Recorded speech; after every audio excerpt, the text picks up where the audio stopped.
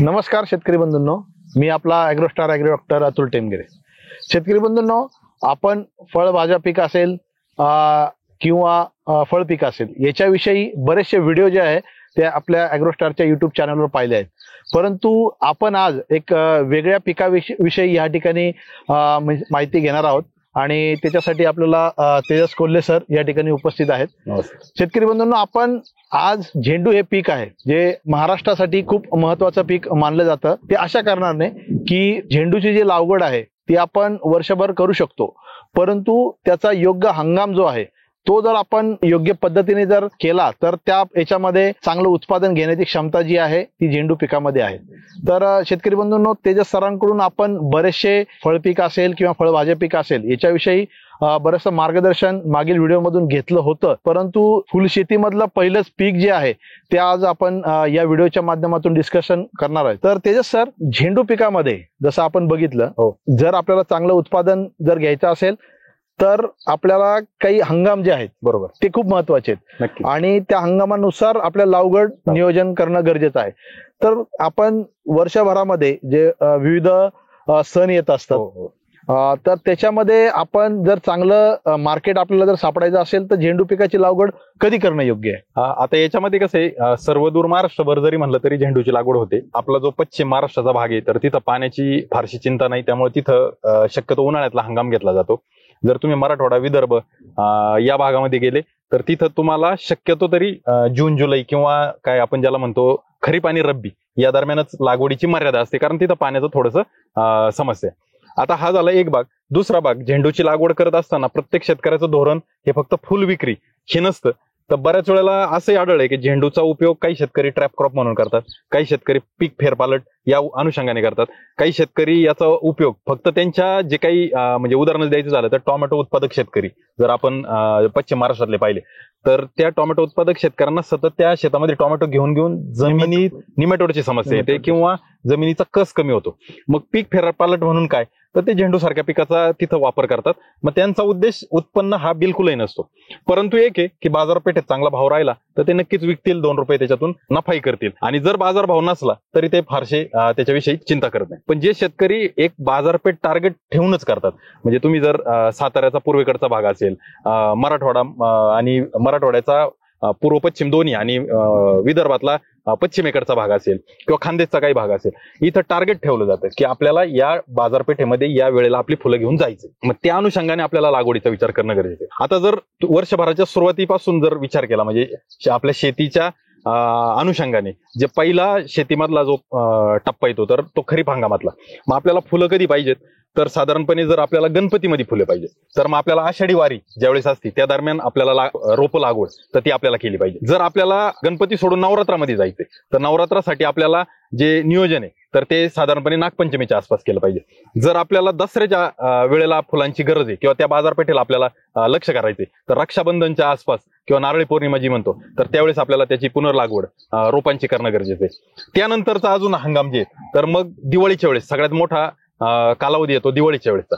दिवाळीच्या वेळेस जी लागवड म्हणजे आपण जे फुलांचं टार्गेट ठेवलंय बाजारपेठेत आपल्याला दिवाळीला पोहोचायचंय तर मग आपल्याला बैलपोळा जो श्रावणी पोळा असतो त्याच्या आसपास लागवड केली पाहिजे. आणि एक हे सगळे झाले हे पश्चिम महाराष्ट्र व्यतिरिक्त सगळ्या लोकांसाठी हे हंगाम सोयीचे आहेत, कारण का या दरम्यान पाण्याची व्यवस्था असते. आता याच्यात अडचण काय होती की जर पाऊस मर्यादित पडला, म्हणजे काय म्हणतो ना आपल्याला गरजेनुसार पाऊस पडला तर कदाचित मंदीची शक्यता असते. म्हणजे गेल्या 2 वर्षापूर्वी आपण जे परिस्थिती पाहिली की मर्यादित पाऊस होता त्यामुळे कोणाची फुलं खराब झाली नाही किंवा प्लॉट खराब झाले नाही. जर पाऊस जास्त पडला तर जे काही समस्या बुरशीजन्य असतील किंवा इतर काही समस्या असतील त्या वाढल्या, मग प्लॉट खराब व्हायला चालू होतात. मग ज्यांचे प्लॉट वाचले त्यांचे पैसे चांगले बनले. जर समजा पाऊस अतिवृष्टी झाली तर काहींचे प्लॉट खराब होतात, ज्या विभागातले प्लॉट खराब होतील दुसऱ्या विभागातल्या लोकांना पैसे झाले. मग हा जो कालावधी आपण आतापर्यंत पाहिला तर त्यांची जी काही शक्यता आहे तर ती किती लोकांचे किती प्लॉट सक्सेस होतात त्याच्यावर अवलंबून आहे. दुसरी जी उर्वरित लोकांसाठी ज्यांच्याकडे पाण्याची चांगली व्यवस्था आहे त्यांनी जर महाशिवरात्रीच्या आसपास लागवड केली तर पुनर्लागवड महाशिवरात्रीच्या वेळेसच्या पुनर्लागवडीतून काय साध्य होईल तर आपल्याला बरेचसे सण सापडतील. त्याच्यातला पहिला सण गुढीपाडवा असेल किंवा आपले अक्षय तृतीया असेल, हे मोठे सण आहेत. त्याच्या खालोखाल काय तर मग रामनवमी असते किंवा हनुमान जयंती असते आणि लग्न सीजन त्याच दरम्यान चालू असतो, तर तेही आपल्याला सापडतं. मग आपल्याला हे टप्पे ठरवायला लागतील, ज्यानुसार आपल्याला बाजारपेठ टार्गेट करायची त्यानुसार आपल्याला या हंगामामध्ये जर पुनर्लागवड करता आली तर निश्चितच आपण त्याच्यातून नफा कमवू शकतो. परंतु परत तेच आहे की पुरवठा किती होतोय त्यावर तुमच्या भाव मार्केटचा ठरलेला. जर पुरवठा जास्त झाला तर अशा परिस्थितीमध्ये भाव होत नाही. म्हणजे बऱ्याच शेतकऱ्यांना हाही अनुभव आहे की नवरात्र सुरू झाल्यानंतर खूप चांगले भाव आहे आणि दसऱ्याच्या दिवशीच भाव पडलेले आहेत, अशी पण परिस्थिती आहे. कारण का तर पुरवठा तेवढा झालेला असतो. यावर्षी बऱ्याच ठिकाणी मे महिन्यात जून महिन्यातच पावसाने बरेचसे प्लॉट खराब झाले, तर मग त्यांची परिस्थिती कदाचित येत्या कालावधीमध्ये चांगली राहील. पण इथून पुढे जर पाऊस सुरळीत पडला, चांगला पडला किंवा काय म्हणतो ना आपण त्याला प्रमाणात पडला, तर मग त्यापासून पुढचे जे प्लॉट आहेत ते खूप चांगले येतील आणि जास्त प्लॉट चांगले आले तर कदाचित मंदी बाजारामध्ये सापडू शकते. तर अशा पद्धतीने हे चित्र एकंदरीत दिसतं, जे की पूर्णतः बाजारपेठेवर लक्ष केंद्रित करून लागवड केली त्यांच्या बाबतीत. आता ज्यांना आंतरपीक करायचे, म्हणजे आपण जर उदाहरण घेतलं तर डाळिंब सारख्या पिकामध्ये आंतरपीक सर्रास झेंडूचा वापर केला जातो. वारंवार मी सांगतोय की जो विषय आपला चाललाय की आंतरपीक म्हणून किंवा पीक फेरपालट म्हणून झेंडूचा समावेश करतात लोक, पण तो उद्देश त्यांचा निमॅटोड कंट्रोलसाठी असतो. पण खरं यामागचं तथ्य असं आहे की झेंडूच्या सगळ्याच प्रजाती, म्हणजे एका पिकामध्ये भरपूर साऱ्या प्रजाती असतात, त्या सगळ्याच प्रजाती निमॅटोडवर काम करतात असं नाही. ठराविक प्रजाती, आणि खास करून सांगायचं झालं तर तो देशी प्रकार आहे, तो त्याला आपण म्हणजे आपल्या भागामध्ये त्याला जेजुरी गोंडा म्हणतात. आणि तो जो प्रकार आहे तर तो त्या प्रकारात ती जी काही प्रजाती आहे तर तेच फक्त निमॅटोडसाठी फारशी प्रभावी आहे, बाकीच्या प्रजाती इतक्या प्रभावी नाहीत. आता दुसरा भाग, काहीच्यानी निमॅटोड खरंच कंट्रोल होतो का, तर झेंडूनी निमॅटोड कंट्रोल होतच नाही. झेंडूमुळे निमॅटोड दाबला जातो, ज्याला आपण सप्रेस करणे म्हणतो, किंवा त्याच्यावर काय म्हणतो ना दबाव टाकून त्याचं जे काही प्रमाण आहे ते कमी, किंवा त्याचा जो प्रादुर्भाव होणार आहे पुढच्या पिकाला तो कमी करण्याचं, म्हणजे त्याची तीव्रता कमी करण्याचं काम झेंडू करू शकतो. कारण झेंडूच्या पिकाच्या मुळांमधून जे काही ऍसिड स्रवले जातात, वेगवेगळ्या गोष्टी स्रवल्या जातात, त्या निमॅटोडला वाढीसाठी पोषक नसतात. मग तेवढ्या पुरता आपण त्याचा विचार करू शकतो. आता दुसरा याच्यातला दृष्टिकोन, जर निमॅटोडच्या नियंत्रणासाठी किंवा निमॅटोड थांबवण्यासाठी जर झेंडूचा वापर आपण करतोय, तर ही पण गोष्ट लक्षात घेतली पाहिजे का हे कधी शक्य आहे, तर झेंडूच्या पुनर्लागवडीनंतर शक्य नाहीये. ज्यावेळी झेंडूला चांगली फुलं येतात त्याच वेळेला त्याची मुळं चांगली वाढलेली असतील, म्हणजे थोडक्यात काय तर त्या झेंडू पिकाचं झाडाची योग्य वाढ झालेली, ज्याला आपण उत्पादन देण्यालायक वाढ झाली, तेवढी वाढ झाल्यानंतरच तुमच्या पिकाच्या मुळांची संख्या चांगली असेल आणि त्या मुळातून जे काही सिक्रेशन होणारे किंवा स्रवले जाणारे जे काही वेगवेगळे ऍसिड आहेत तर ते त्यावेळेस चांगले असणार आहे, मग त्यावेळेस तुम्हाला फायदा होणार आहे. म्हणजे साधारणपणे जे डाळिंब उत्पादक शेतकरी त्यांच्यासाठी खास करून ज्यावेळेस तुम्हाला बहार धरायचंय त्यावेळेस तुम्हाला निमॅटोड नकोय, तर निमॅटोड नकोय त्याच्या 2 महिन्यापूर्वी तरी तुमच्या झेंडूची लागवड झाली पाहिजे. मग ती जर झाली तरच तुम्हाला ते शक्य आहे की तुमचं ते निमॅटोडचं प्रमाण कमी होईल. हा झाला एक दृष्टिकोन. दुसरा दृष्टिकोन असा आहे की ज्यावेळेस निमॅटोडच्या उद्देशाने आपण झेंडूची लागवड करतो त्यावेळेस आपल्याला झेंडूची दाटी पण तेवढी पाहिजे. म्हणजे डाळिंबाच्या 2 झाडांमध्ये किंवा झाडाच्या एका बाजूला इकडे एक आणि तिकडे एक रोप फक्त झेंडूचं लावलं तर काम होत नाही, बिलकुल काम होत नाही. त्यासाठी आपल्याला खूप साऱ्या प्रमाणात दाटी करून लागवड करणं गरजेचं आहे. आणि ती जर केली, जितका बेडवर जमिनीवरचा भाग तुम्ही कव्हर कराल झेंडूने, तेवढ्या भागातला निमॅटोड तुमचा दाबला जाईल, इतर भागातला दाबला जाणार नाही. तर ही एक दुसरी बाब यामध्ये लक्षात घेतली पाहिजे आणि त्या अनुषंगाने आपल्याला पुढे जाऊन याचं नियोजन ठरवलं पाहिजे. म्हणजे आता तुम्ही जो सांगितला तो दोन्ही म्हणजे बेडवर लागवड करणं गरजेचं आहे, त्यासाठी दोन्ही डाळिंबाच्या बाबतीत जर विचार केला तर बेडवर लागवड करा. परंतु बेडवर शेतकऱ्यांकडून काय होतं की डाळिंबाचं एक झाड, समजा एक 5-7 वर्षाचा प्लॉट आहे, एक झाड त्याच्या उजव्या बाजूला आणि डाव्या बाजूला 2च रोपं लावली जातात झेंडूची. तसं न करता आपल्याला जास्तीत जास्त रोपं एरिया जेवढा जास्त कव्हर होत आहे चांगलं तेवढं असेल बेडवर. तर शेतकरी बंधूंना म्हणजे एक तेजस सरांनी या ठिकाणी एक गोष्ट क्लिअर केली की झेंडू जे पीक आहे ते निमॅटोड कंट्रोल करण्यासाठी न वापरता निमॅटोडची तीव्रता कमी करण्यासाठी त्याचा उपयोग होतो.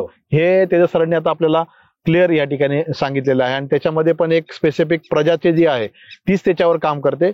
सर्व जे काही मार्केटमध्ये उपलब्ध असणारे वाण जे काही झेंडू पिकाचे आहेत ते निमॅटोडवर काम करतीलच असं नाही. आणि दुसरी गोष्ट जसं तुम्ही म्हटले की निसर्गामुळे, अतिवृष्टीमुळे खराब झाल्यानंतर मार्केट वाढतो, तर ते तर काही आपल्या हातात नाहीये. परंतु ते आपण जे काही सण आहेत त्याच्यानुसार बॅक कॅल्क्युलेशन करून जे काही पुनर्लागवड करायची आहे, जसं तेजस सरांनी सांगितले कोणत्या महिन्यात आपल्याला ती लागवड करणं गरजेचं आहे, त्या पद्धतीने तुम्ही तो हंगाम तुमच्या एरियानुसार निवडू शकता आणि तुमची जे काही झेंडूचे काही उत्पादन जे आहे तुम्ही त्या पद्धतीने तुमच्या मार्केट रेट प्रमाणे तुम्ही घेऊ शकता. तर शेतकरी बंधूंनो, म्हणजे आता आपण हंगाम बघितला, पण तेजस सर मार्केटमध्ये विविध कंपन्यांच्या विविध जाती उपलब्ध आहेत आणि त्याच्यामध्ये पण काही जाती अशा आहेत की ते चांगलं बंपर उत्पादन देणाऱ्या जाती आहेत.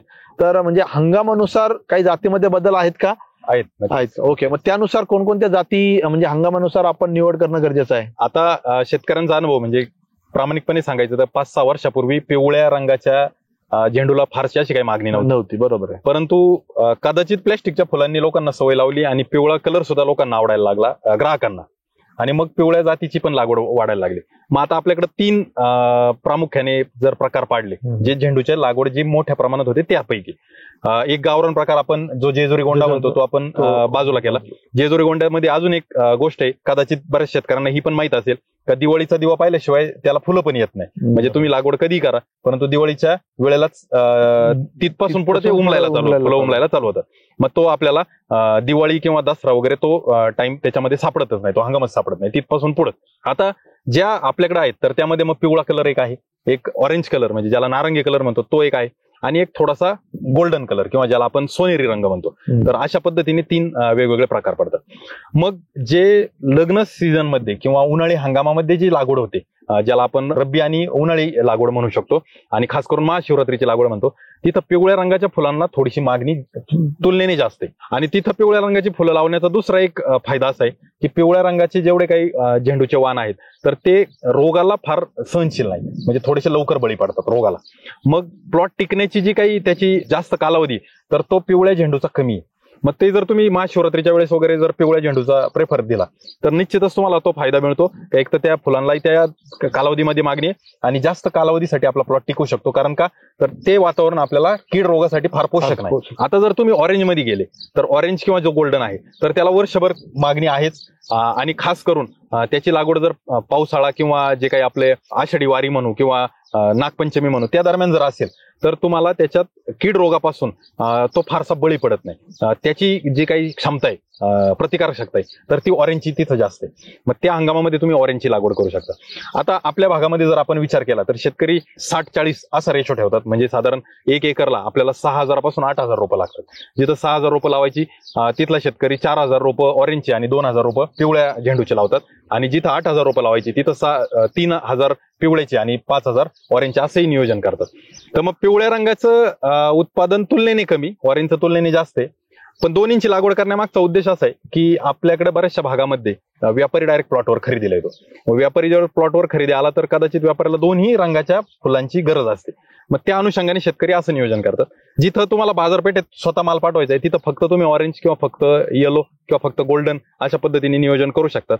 यामध्ये कलकत्ता एक प्रकार येतो जिथं तुम्हाला स्टंप मिळतात. ते जर लावले तर त्याचे थोडीशी लावल्यापासून जास्त कालावधीनंतर फुलं मिळतात. म्हणजे साधारण 60 दिवस जायला लागतात. आणि जर तुम्ही रोपं लावली तर ती साधारण 35-40 दिवसात तुम्हाला फुलं द्यायला चालू होतात. मग अशा 2 पैकी एका गोष्टीचं तुम्ही नियोजन करू शकता. आता वाणांचं बोलाल तर यामध्ये इंडस सारखी कंपनी की जी खूप प्रचलित आहे आणि झेंडू पिकामध्ये इंडसचे विविध वाण आहेत, वेगवेगळे वाण आहेत. त्याच्या खालोखाल नामदारी असेल, त्याच्या खालोखाल सकाटा किंवा बाकीच्या भरपूर साऱ्या कंपन्या आहेत त्यांचे वाण बाजारात प्रचलित आहे. ईस्ट वेस्टचे वाण प्रचलित आहे. एक एक करून जर आपण पाहिलं तर गोल्डन प्रकार किंवा ज्याला आपण नारंगी रंग म्हणतो तर त्या नारंगी रंगामध्ये सगळ्यात प्रचलित वाण अष्टगंधा आहे. जो इंडसचा अष्टगंधा आहे किंवा अष्टगंधा प्लस आहे. अष्टगंधात ऑरेंज कलरचा आणि अष्टगंधा प्लस येतो थोडासा गोल्डन कलरचा. अशा पद्धतीने ते फेमस आहे. इंडसचाच नवीन आलेला विजेता असेल किंवा ऑर्बिट असेल हेही ऑरेंज कलर मध्ये खूप प्रचलित आहेत. नामदारीचा फ्रेश ऑरेंज हा जो वाण आहे तोही बाजारामध्ये खूप चालतो. आणि ईस्ट वेस्टचा सुपर ऑरेंज हे जे वाण आहेत ते ऑरेंज प्रकारामध्ये आपण यापैकी एकाची निवड करू शकता किंवा याचं उत्पादन आपण चांगलं घेऊ शकता. येलो मध्ये जर गेले तर इंडसचा पितांबर असेल, इंडसचा मार्तंड असेल हे बाजारामध्ये खूप प्रचलित किंवा चालणारे वाण आहेत. ईस्ट वेस्टचा सुपर येल्लो आहे हाही बाजारामध्ये चालतो. नामदारीचा स्मार्ट येल्लो आहे तोही बाजारामध्ये अतिशय चांगल्या पद्धतीने चालतो. तर यापैकी जो वाण आपल्याला आपल्या गरजेनुसार म्हणजे रोपांची संख्या आपण ठरवू शकतो आणि हंगामानुसार रंग आपण ठरवू शकतो आणि यापैकी एका वाणाची निवड आपण करू शकतो जो शेतकऱ्यांचा अनुभव आहे की याच्यातून उत्पादन शेतकऱ्यांना चांगलं मिळालं. आणि मी जसा उल्लेख केला की इंडस सारखी कंपनी डेडिकेटेडली म्हणजे फुल टाइम फुलांच्या पिकाच्या याच्यावर फार मोठ्या प्रमाणात काम करते. तर त्यासारख्या कंपनीकडे जे वाण आहेत तर ते एकाहून एक सरस असे वाण आहेत. आपल्याला त्या कंपनीला प्रमोट करायचा उद्देश नाही परंतु जे एकंदरीत त्या कंपनीचं काम चालतं तर ते फुलांच्या बाजूनी खूप स्ट्रॉंग किंवा ज्याला आपण म्हणतो ना सक्षम असं काम आहे. निश्चितच म्हणजे शेतकरी बंधूंनो म्हणजे आपल्याला फुलाच्या कलरनुसार आपल्याला काही वाण निवडणं जे काय तेजस सरांनी सांगितलं, आणि हंगाम सुद्धा म्हणजे काही हंगामामध्ये म्हणजे महाशिवरात्री जर लागवड असेल त्या ठिकाणी जे काही पिवळे फुलं आहेत त्याला चांगली मागणी असते, आणि त्याप्रमाणे जर आपण वाण जर निवड केली तर निश्चितच आपला फायदा चांगला होऊ शकतो. तुमच्या विभागानुसार आणि तुमच्या मार्केटच्या नीडनुसार तुम्ही तुमची व्हरायटी निवडा, आणि आम्हाला कमेंटच्या माध्यमातून पण सांगा की तुमच्या विभागामध्ये तुम्ही कोणती व्हरायटी लावता. दुसरं, जसं 60-40चा रेशो जो तेजस सरांनी सांगितलाय, तुम्ही देखील मार्केट रेट चांगलं मिळण्यासाठी अशा काही पद्धत वापरताय का ते देखील आम्हाला कमेंटच्या माध्यमातून सांगा. तर तेजस सर, म्हणजे आपली हंगाम झाला, वाण निवड झाली, परंतु ज्यावेळेला आपल्याला लागवड करायची आहे तर त्यावेळेला आपल्याला रोपांचं सिलेक्शन, जसं आपण मिरची पीक असेल, टोमॅटो पीक असेल, याच्यामध्ये थोडीशी रोप सिलेक्शनला काळजी घेतो, तसं झेंडू पिकामध्ये काळजी घेणं गरजेचं आहे का? गरजेचं आहे, खास करून ज्यावेळेस आपण महाशिवरात्र किंवा त्यापासून पुढची पुनर्लागवडीचा विचार करतो त्यावेळेस. कारण का, तर तो थोडासा उन्हाळ्याचा किंवा ज्याला आपण काय म्हणतो ना तापमानाचा कालावधी, आणि त्या कालावधीमध्ये जर तुम्ही रोप कमी वयाचं किंवा कोवळं रोप किंवा हार्डनिंग न झालेलं रोप निवडलं तर तिथं तुम्हाला समस्या येऊ शकते. परंतु जो पावसाळी हंगाम आहे, म्हणजे तुमची आषाढी वारीची लागण असेल किंवा नागपंचमीची असेल, रक्षाबंधनची असेल, तर त्यावेळेस तुम्हाला फारसे असं रोपाचं वय या गोष्टीकडे फारसं बघणं गरजेचं तितकंसं नाही. कारण का, तर त्या वातावरणात ते रोप सूट होतं. आता दुसरी एक गोष्ट, ज्यावेळेस आपण रोप निवड करत असतो त्यावेळेस आपल्याला त्याचं कोकोपीट म्हणजे रोप बाहेर काढून पाहिजे का मुळी किती तयार झाली. 60% 70% मुळी तयार झाली ते रोप आपण लागवडीसाठी निवड करायची. पण जर त्याच्यापेक्षा कमी मुळी असेल तर थोडंसं आपल्याला पावसाळी हंगामात चालून जाईल, पण उन्हाळी हंगामात टाळायचे. आणि 80% जास्त भाग जर त्या मुळीने कव्हर केला असेल तर मग तिथं थोडीशी आपल्याला भीती आहे की ते रोप आपल्याला जादा वयाचं असू शकतं, आणि जादा वयाचं जर रोप लावलं तर मग आपल्याला त्याच्यातून लावल्यानंतर फारसं उत्पादन किंवा त्याच्यातून जे काही समस्या आहे तर त्या वाढू शकतात. तर रोपाच्या बाबतीत एवढी काळजी घेणं गरजेचं आहे. दुसरी गोष्ट, ज्यावेळेस आपण पुनर्लागवड करतो त्यावेळेस फार काळजी घ्यावी लागते. पुनर्लागवडीनंतर बऱ्याच वेळा असा अनुभव येतो की रोप कोलमडून पडलं, आणि मग शेतकरी भरमसाठ आळवणी किंवा मागडे बुरशीनाशक कीटकनाशक सोडत असतात. तर ज्यावेळेस आपल्याला उद्या समजा पुनर्लागवड करायची तर आज आपल्याला पाण्यातून ठिबकमधून ज्या कीटकनाशकाचा चांगला दुर्गंध आहे असं एखादं कीटकनाशक सोडणं पाण्यातून गरजेचं आहे. म्हणजे जे कटवर्म सारखी समस्या आहे किंवा खोड कुरतडणारी जी आळी तर ती येणार नाही, आणि तेवढी एक काळजी आपल्याला फार प्रामुख्याने गरजेचं आहे. मग ही झाली रोपांची निवड किंवा जी पुनर्लागवडीच्या वेळेची दक्षता, यामध्ये आपण याचा विचार करू शकतो. निश्चितच. म्हणजे आता तेजस सर, आता आपण रोप निवड केली, चांगल्या पद्धतीचं रोप निवडलं, परंतु ज्यावेळेला आपल्याला लागवड करायची आहे तर आता काही शेतकरी बेडवर लागवड करतातच, परंतु फ्लड पाण्यामध्ये पण लागवड करतात आणि मल्चिंगवर पण लागवड करतात. तर मल्चिंगवर लागवड केल्यानंतर काही ऍडिशनल बेनिफिट पिकाला होऊ शकतो का? नक्कीच. ज्या शेतकऱ्यांना महाशिवरात्र किंवा ज्याला आपण रब्बी आणि उन्हाळी हंगाम म्हणतो तिथं मल्चिंगवर जे पुनर्लागवड आहे तर ती संयुक्तिक पण आहे आणि सोपी पण आहे त्यांना मल्चिंग टाकणं. परंतु आता ज्यांना आषाढी वारीच्या वेळेस पुनर्लागवडीचं नियोजन करायचं तर तिथं थोडीशी अडचण येऊ शकते की पावसाचं सतत पडणाऱ्या पावसामुळे बेड तयार करणं आणि त्या बेडवर मल्चिंग टाकणं हे थोडंसं अडचणीचं होऊ शकतं. जर आपल्याला पावसाने संधी दिली तर नक्कीच आपण मल्चिंगचा विचार केला पाहिजे. मल्चिंगमुळे आपले पाण्याची बचत होते, मल्चिंगमुळे आपल्याला अन्नद्रव्यांचा जो काही वापर आहे तो अतिशय योग्य पद्धतीने करता येतो. तणांची जी समस्या आहे तर ती मल्चिंगमुळे आपल्याला बऱ्यापैकी टाळता येते. लव्हाळा सोडून बाकीचं कोणतंही तण आपल्याला मल्चिंग मध्ये खाली जिवंत राहणार नाही किंवा ते टिकणार नाही. मल्चिंगमुळे अजून एक बेनिफिट होतो की जर अतिवृष्टी झाली तर ते पाणी जे साचतं, म्हणजे ज्याला आपण मायक्रो आणि मॅक्रो क्लायमेट म्हणतो, दोन्ही पिकाजवळचं वातावरण आणि मुळाजवळचं वातावरण, ह्या दोन्हींची काय म्हणतो ना सांगड बसत नाही, दोघींमध्ये फरक राहतो. आणि तो फरक राहिल्यामुळे बुरशी किंवा ज्या काही किडी असतील तर त्याही आपल्याला फार कमी प्रमाणात येतात. हे मल्चिंगचे फायदे नक्कीच आहेत.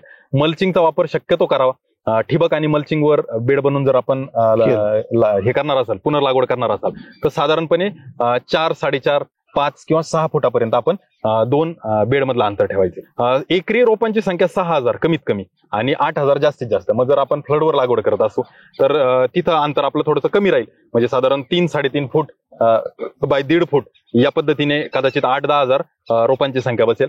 आणि परत जर निमॅटोडच्याच उद्देशाने आपण करत असू तर जितकी दाटी आपल्याला करता येईल, जितकी जास्त रोपं लावता येईल तितकं आपल्याला निमॅटोडसाठी फायदेशीर ठरेल. तर शेतकरी बंधूंनो, आपण बघितलं म्हणजे मल्चिंगवर जर लागवड केली तर निश्चितच आपल्याला बरेचसे फायदे मल्चिंगच्या लागवडीचे आहेत, आणि त्याच्यानुसार आपलं उत्पादन देखील कसं चांगल्या प्रकारे वाढणार आहे ते तेजस सरांनी आपल्याला सांगितलं. पण तेजस सर, मग समजा आता आपल्याला मल्चिंगवर लागवड करायची असेल तर खतं हा पण खूप महत्वाचा मध्ये, बेडमध्ये आपल्याला जी काही खतं भरायची आहेत तर ते आपण कोणकोणते खतं आपण भरणं गरजेचं आता आहे? याच्यामध्ये आपल्याला काळजी अशी घ्यायची की जर आपण महाशिवरात्र किंवा उन्हाळी हंगामात जर पुनर्लागवडीचा विचार करत असेल तर थोडासा खतांचा वापर वगैरे आपण अतिरिक्त जरी असला तरी तो चालून जाईल, कारण त्या वातावरणामध्ये झाडाच्या वाढीसाठी फार पोषक वातावरण नसतं.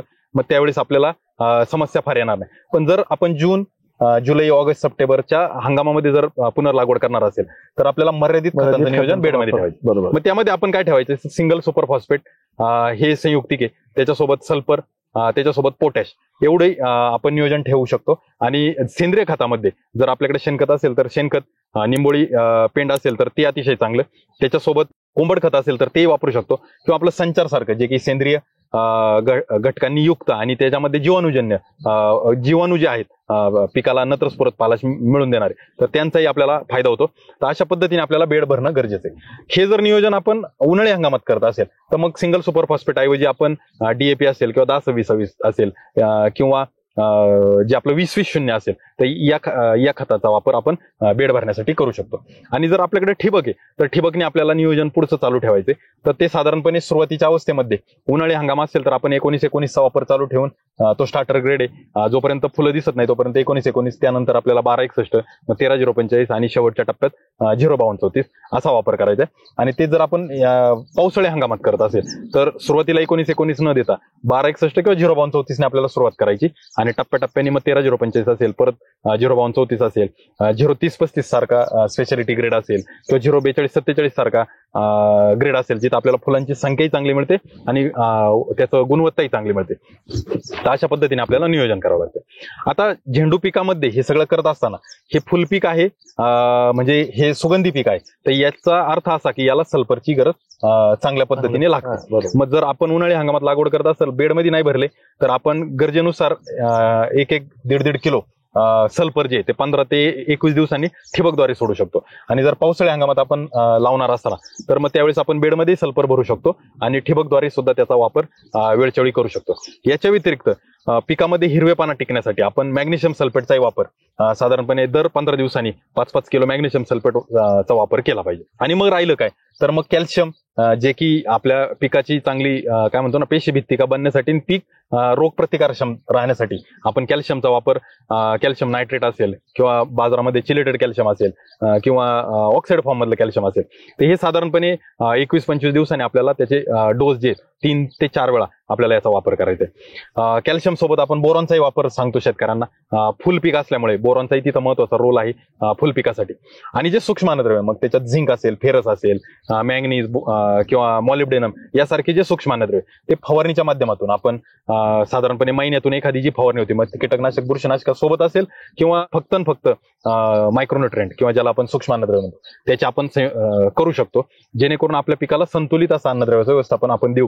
परंतु काळजी एवढीच घ्यायची की त्याच्या पेऱ्यातलं अंतर कमीत कमी राहील, जेणेकरून झेंडूच्या ज्यावेळेस वाढ विस्तार चांगला होतो त्यावेळेस झेंडूच्या फांद्या तुटणार नाही, त्या बळकट राहतील. त्या बळकट राहाव्यात म्हणून आपल्याला नत्रयुक्त खतं सुरुवातीला कमी आणि एकदा फुलं चालू झाल्यानंतर नत्रयुक्त खतांचा वापर आपल्याला गरजेनुसार वाढवत जाऊन आपल्याला याचा आहार व्यवस्थापन चांगलं करायचं. रोग किडीवरती आपण नंतर नियोजन करू शकतो फवारणीच्या माध्यमातून, परंतु झाड सशक्त करण्यासाठी एक अन्नद्रव्य हा खूप महत्वाचा रोल प्ले करत असतं. त्याच्यामुळं लागवडीपासूनच हे अन्नद्रव्य व्यवस्थापनावर आपल्याला लक्ष देणं गरजेचं आहे. ते तेजस सरांनी आपल्याला सविस्तर या ठिकाणी सांगितलेलं आहे. तेजस सर, आता अन्नद्रव्य व्यवस्थापन तर झालं, परंतु मला असं वाटतं झेंडू पिकामध्ये रोग आणि कीड यांची देखील समस्या असते. म्हणजे भाजीपाला पिका सारखी नाही, परंतु काही मेजर कीड किंवा रोग जे आहेत ते झेंडू पिकामध्ये उत्पादन कमी करण्यास कारणीभूत ठरतात. नक्कीच माझा असं म्हणणं आहे की भाजीपाला पिकापेक्षा जास्त कीड रोग येतात. कारण असं का बऱ्याच शेतकऱ्यांना माहिती ते ट्रॅप क्रॉप म्हणजे काय, सापळा पीक म्हणून झेंडूची निवड करतात. कारण का तर त्यांनी लावलेलं टोमॅटोमध्ये किंवा त्यांनी लावलेले इतर काही वांगी, मिरची सारखं पीक असेल तिथं कीड न येता पहिली झेंडूकडे. म्हणजे याचा अर्थ काय की झेंडू हे पीक किडीला आकर्षित करतं, रोगाला आकर्षित करतं. म्हणजे याच्यावर आपल्याला काळजी घेणं, म्हणजे ज्याला आपण काय म्हणतो अतिरिक्त खर्च नाही, परंतु दक्ष राहणं गरजेचं आहे. वेळच्या वेळी प्रिव्हेंटिव्ह मॅनेजमेंट. अगदी बरोबर. आणि दुसरं असं काही याच्यातले बरेचसे झेंडू उत्पादक शेतकऱ्यांना फक्त पीक फेरपालट हा उद्देश असतो. मग कदाचित आपण सांगितलेलं अन्नद्रव्य व्यवस्थापन सुद्धा तितका पण ते खर्च करू शकत नाही. मग त्यांचा उद्देश असतो की मी जे माझं आधीचं पीक गेलंय त्याच्यामध्ये मी भरपूर खतं वापरली, मग त्याचाच उपयोग याला व्हावा. तर त्या अनुषंगाने मग त्या शेतकऱ्यांनी विद्रव्य खतं आणि जी काही आपली रासायनिक खते ही टाळून जर जीवाणूजन्य खतं जर दिली तर त्यांचं पीक तिथं तग धरू शकतं. परंतु अन्नद्रव्य व्यवस्थापनाचा संबंध मग आपल्या रोगाशी, पिकाच्या रोगाशी येतो. पिकावर जे रोग किंवा कीड येणार आहे तर मग तिथं अन्नद्रव्य जर आपले सक्षम नसतील आणि संतुलित नसतील तर तिची समस्या वाढणार आहे. आणि हा गोष्ट लक्षात घ्या, झेंडू हे सापळा पीक आहे, म्हणजे झेंडूवर येणारी कीड किंवा रोगांची संख्या ही चांगल्या पद्धतीने आहे. फक्त याची आपल्याला वेळोवेळी काळजी घ्यायची. मग सुरुवातीच्या अवस्थेमध्ये नागाळी ही समस्या फार मोठ्या प्रमाणात येते. पुनर्लागवड झाली की लगेच आपल्याला ती समस्या जाणवते. मग जिथं नागाळीसाठी लोकांकडे निंबोळी अर्क हा सगळ्यात स्वस्त आणि चांगला पर्याय. निंबोळी अर्काचा जर वापर केला तर आपण नागाळी टाळू शकतो. झेंडू पिकावर हिरवे तुडतुडे ही समस्या येते की ज्यामुळे झेंडूचं जे काही पान आहे तर पानाच्या ज्या कडा आहेत त्या साधारण पिवळसर किंवा तपकिरी झालेल्या दिसतात.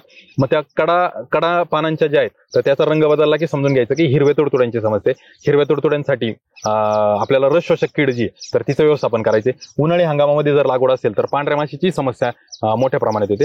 आणि फुलांच्या अवस्थेमध्ये फुलकिड्यांची समस्या, फुलकिड्यांची अवस्था आली की पानाचा आकार जो आहे तर तो एकसारखा न राहता थोडासा वेडावाकडा होतो किंवा ज्याला आपण काय म्हणतो ना पिळ बसल्यासारखं पान होतं. तर त्या फुलकिड्यांसाठी असेल किंवा तुडतुडे असतील किंवा पांढरी माशी असेल याच्यासाठी रस शोषक किडींचं जे काही नियोजन आहे त्याच्यावर आपल्याला भर देणं गरजेचं आहे. नागाळीसाठी जे निंबोळी अर्क आपण सांगितला होता तो ह्या किडींवरही थोड्याफार प्रमाणात काम करेल, परंतु याच्याही व्यतिरिक्त आपल्याला काही कीटकनाशकांची वापर इथं करणं गरजेचं आहे. आता झेंडू या पिकाला सेंट्रल इन्सेक्टिसाइड बोर्डकडे कोणतंही कीटकनाशक रिकमेंडेड नाही, पण शेतकऱ्यांच्या अनुभवाप्रमाणे जर आपल्याकडे नागाळी असेल तर ॲबॅमेक्टिनचे रिझल्ट त्यांना चांगले आलेले आहेत. मग त्या ॲबॅमेक्टिन हा घटक नागाळी सोबतच अजून फुलकिड्यांवरही चांगला काम करतो किंवा लाल कोळी यावरही चांगला काम करतो. तर मग या 3 किडींसाठी आपल्याला ॲबॅमेक्टिन हा पर्याय. हिरवे तुडतुडे असतील, पांढरी माशी असेल याच्यासाठी फ्लोनिकॅमाइड चांगला काम करतो.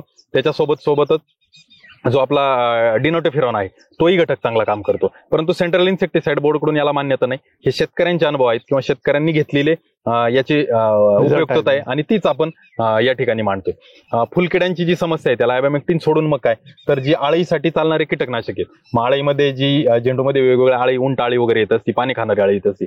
मग त्या आळीमध्ये फुलांच्या अवस्थेमध्ये खास करून आळीला दक्ष राहावं लागतं, मग जेणेकरून आपल्या फुलांमध्ये ती आळी राहणार नाही. मग इमामेक्टिन बेन्झोएट असेल किंवा थायमिथोक्झाम आणि लॅम्बडा सायलोथ्रिन एकत्र असलेलं घटक असेल किंवा जे आपलं फ्ल्युबेंडामाइड आणि थायक्लोप्रिड हा एकत्र घटक असलेलं मॅग्ना कीटकनाशक असेल, ते ही सगळी जी काही कीटकनाशक आहेत CIB रिकमेंडेड जरी नसली तरी याचाही जो काही रिझल्ट आहे तो शेतकऱ्यांना चांगला आलाय. मग आळी आणि थ्रिप्ससाठी आपण एकच नियोजन करू शकतो. लाल कोळीची समस्या ही उन्हाळी हंगामामध्ये म्हणजे जी शिवरात्रीला वगैरे लागवड आपण केली तर त्यामध्ये आपल्याला जास्त जाणवणार आहे. मग तिथं आपल्याकडे ॲबॅसिन हा पर्याय आहे. त्याच्या व्यतिरिक्त अजून बाजारामध्ये ओमाइट सारखे जे काही कोळीनाशक आहेत त्यांचाही वापर आपण करू शकतो. मग हे झालं कीड व्यवस्थापनामध्ये रस शोषक कीड असेल किंवा आळी सारखी समस्या असेल.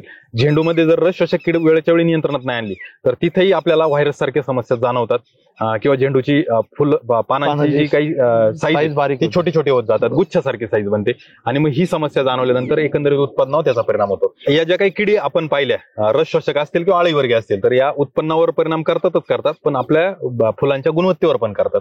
त्या अनुषंगाने आपल्याला प्रतिबंधात्मक उपाययोजना यावर केली पाहिजे. आणि जे आपण सापळे सांगतो शेतकऱ्यांना लावायला तर आपण जर पिवळे आणि निळे चिकट सापळे लावले तर आपल्याला किडींचं निरीक्षण करणं सोपं जातं. कोणती किडी येते आणि कोणत्या किडीचं प्रमाण किती त्यानुसार आपल्याला कीटकनाशक निवडणं संयुक्तिक ठरतं. त्यासाठी हे सापळे लावणंही खूप गरजेचं आहे. जिथं आपण पूर्ण वेळ झेंडूचं शेतीचं नियोजन करतोय आणि आपल्याला बाजारपेठेमध्ये झेंडूचे फुलांचे चांगले विक्री करायचा उद्देश असेल तिथं आपल्याला हे एकात्मिक व्यवस्थापन करणं फायदेशीर ठरतं आणि ते गरजेचं असतं. ते सर किडींचा प्रादुर्भाव ठीक आहे, परंतु मला असं वाटतं झेंडू पिकामध्ये एक महत्वाची समस्या जी पावसाळ्यामध्ये खूप मोठ्या प्रमाणामध्ये येते म्हणजे फुलांमध्ये पाणी साचून राहतं आणि त्याच्यामुळं फुलं सडण्याचं प्रमाण जे आहे ते खूप मोठ्या प्रमाणामध्ये होतं. तर ही एक तर समस्या आहे रोगाची, पण याच्या व्यतिरिक्त काही अजून रोग झेंडू पिकामध्ये येतात का? आहेत ना, जसं की तुम्ही उल्लेख केला जे पावसाळ्यामध्ये टीक पडण्याची जी समस्या शेतकरी त्याला टीक मानतात. फुलांवर टीक पडते किंवा पानांवर, म्हणजे पहिली तर खरं तर ती पानावर येते आणि नंतर ती फुलांवर जाणवते.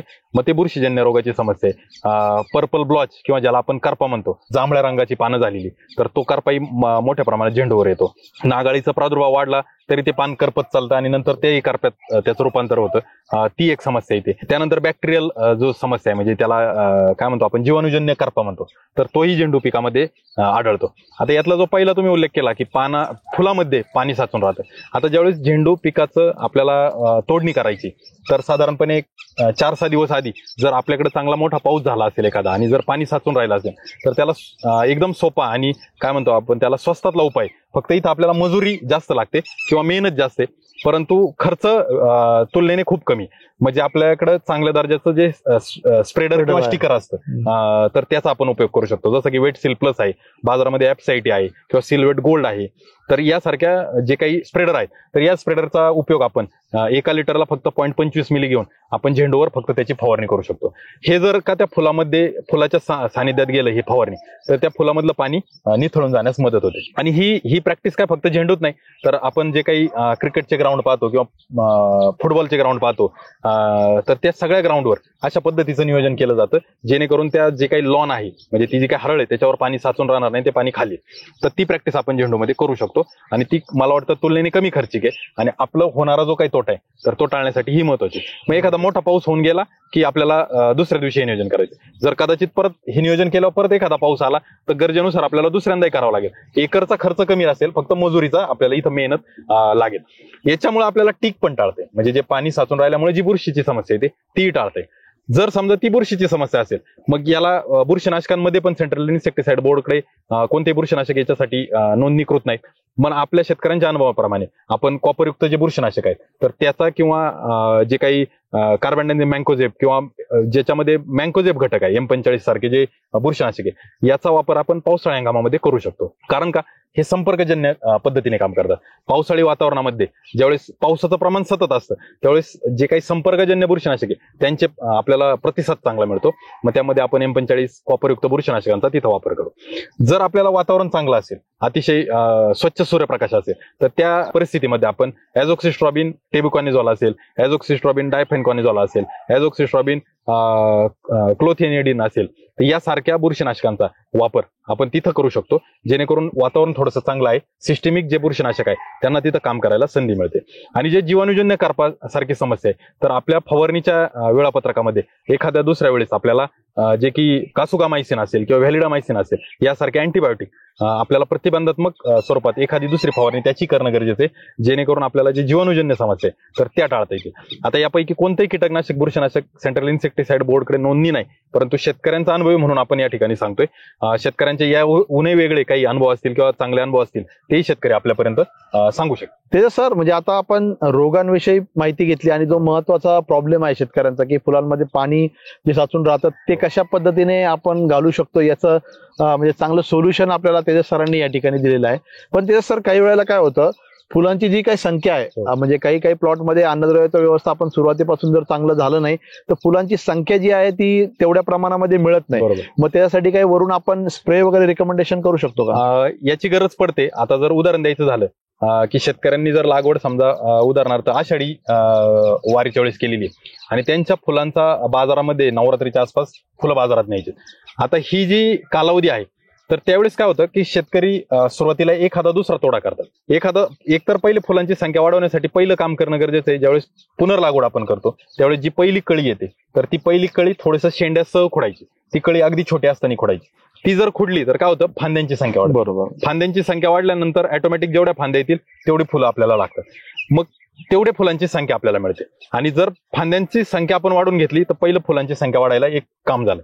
दुसरं असं असतं जे मी परिस्थिती सांगितली की पुनर्लागवडीनंतर आपण तोडणी कधी करणार आहे तर दसरा येईपर्यंत वाट पाहिजे किंवा दिवाळी येईपर्यंत वाट पाहिजे. मग ते 2-2.5 महिने तोडणी करत नाही. आणि मग ज्यावेळेस एका ठराविक वजनाची फुलं झाडावर बनली की मग छोट्या फुलांना पोचण्यासाठी परिस्थिती राहते. तर त्या परिस्थितीमध्ये शेतकऱ्यांना असंही नियोजन करू शकतो, एकाच झाडावरून साधारणपणे 2-3 जी मोठी फुलं आहेत एकदम ठोकळ फुलं तर ती जर आपण झाडावरून तोडली आणि ती बाजारात विकली तर जे मागे राहिलेली छोटी फुलं आहेत परंतु त्यांची संख्या जास्त आहे त्यांना वाढीसाठी वाव मिळेल. मग त्यासाठी ते एक नियोजन शेतकरी करू शकतात. मग त्या परिस्थितीमध्ये आपण पूर्ण 1 एकर समजा लागण केलेला प्लॉट आहे आपला, 1 एकर मधून आपण फार 1 टन फुलं नाही तोडणार, पण कमीत कमी 50-100 किलो जरी फुलं त्या झाडावरून वेगळी केली तर त्याचा फायदा आपल्याला पुढच्या फुलांची साईज मिळण्यासाठी होऊ शकतो, त्याचा आकार आणि त्याची गुणवत्ता वाढण्यासाठी होऊ शकतो. याच्या व्यतिरिक्त काय करू शकतो, ज्यावेळेस फुलं उमलायच्या परिस्थितीमध्ये असतात त्यावेळेस आपण याच्यामध्ये चांगल्या पद्धतीचं एखादं समुद्री शेवळे अर्क, चिलेटेड मिक्स मायक्रोन्यूट्रिएंट आणि विद्रव्य खतामध्ये 13-0-45 सारखं घटक आपण फवारणीद्वारे देऊ शकतो. हे फुलं उमलण्याच्या आधी.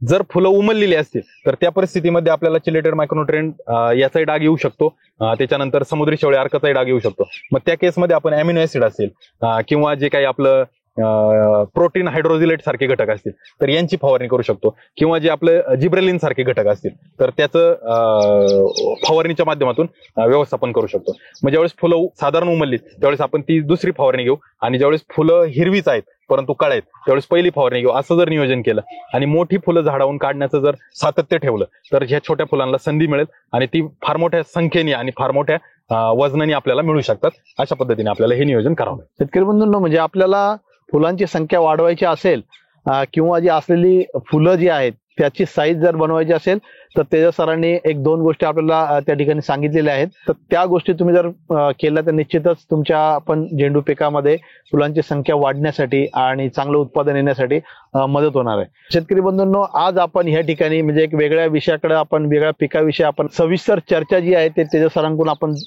जाणून घेतलेली आहे. शेतकरी बंधूंनो, जर तुम्हाला चांगलं उत्पादन जर घ्यायचं असेल तर ह्या सर्व गोष्टी तुम्ही जर सुरुवातीपासून जर केल्या तर निश्चितच तुम्ही झेंडू पिकाचं चांगलं उत्पादन घेऊ शकता आणि तुमच्या एरियाच्या मार्केटनुसार तुम्ही एक आर्थिक उत्पादन जे आहे ते आपल्या झेंडू पिकामधून निश्चितच मिळू शकता. हा व्हिडिओ तुम्हाला कसा वाटला तो आम्हाला कमेंटच्या माध्यमातून निश्चित कळवा, आणि इतर आपले काही झेंडू उत्पादक शेतकरी आहेत त्यांना हा व्हिडिओ शेअर करायला विसरू नका, कारण जेणेकरून त्यांना देखील त्यांच्या झेंडू पिकाचं चांगलं उत्पादन घेण्यासाठी ही माहिती जी आहे ती उपयुक्त ठरणार आहे. तुम्ही जर अजून आमच्या ॲग्रोस्टारच्या युट्यूब चॅनेलला किंवा इंस्टाग्राम असेल, फेसबुकला लाईक केलं नसेल तर जरूर लाईक करा, आणि हा जो काही आमचा ॲग्रोस्टारचा युट्यूब चॅनल आहे तो सबस्क्राईब करायला विसरू नका, जेणेकरून असे नवीन नवीन व्हिडिओ आहेत, एक तांत्रिक व्हिडिओ आपण म्हणू शकतो की जेणेकरून आपलं जे काही आपण रेग्युलर बेसिसवर जे काही उत्पादनाची प्रॅक्टिस करत असतो त्याच्या व्यतिरिक्त काही एक तांत्रिक बाबी ज्या आपण जर समजून घेतलं तर निश्चितच आपण चांगलं उत्पादन घेऊ शकतो. असे व्हिडिओ आम्ही वेळोवेळी ॲग्रोस्टारच्या युट्यूब चॅनलवर आम्ही पोस्ट करत असतो, त्याचा तुम्हाला आणि इतर शेतकऱ्यांना देखील फायदा होईल. धन्यवाद सर.